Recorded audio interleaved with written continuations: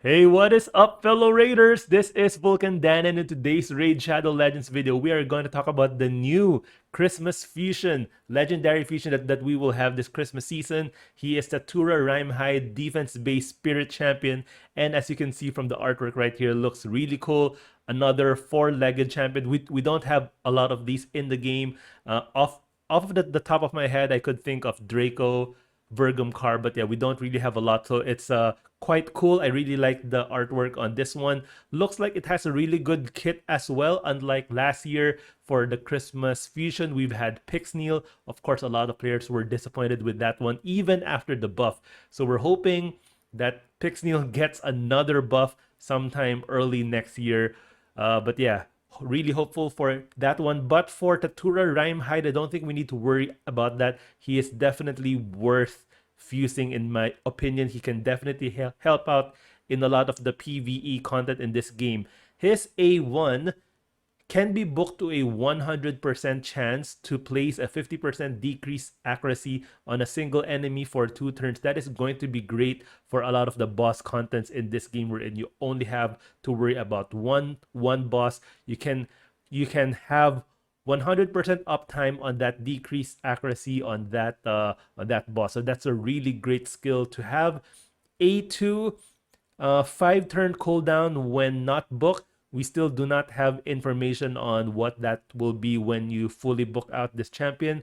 Hoping it's I'm guessing it's just going to be a 4-turn. If it's going to be a 3-turn cooldown, that would be great. But I'm thinking it's going to be 4. This is places a block debuffs and 60% increased defense on all allies for 2 turns. That's quite a useful skill. Will really help out in a lot of the boss contents in the game, as well as the Hydra boss. Yeah, A3 is an AoE hit. Places a perfect veil on all allies except this champion for 2 turns. So it's similar to what Duchess does. So she also does the same thing. She places perfect veil on everyone except herself.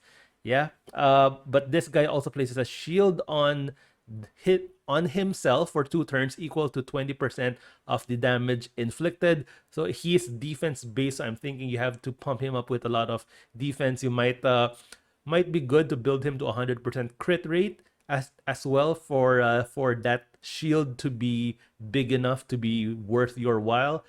His passive, when attack reflects 30% of the damage this champion receives back to the attacker, sort of like what's that? That Skinwalker War Chief, yeah.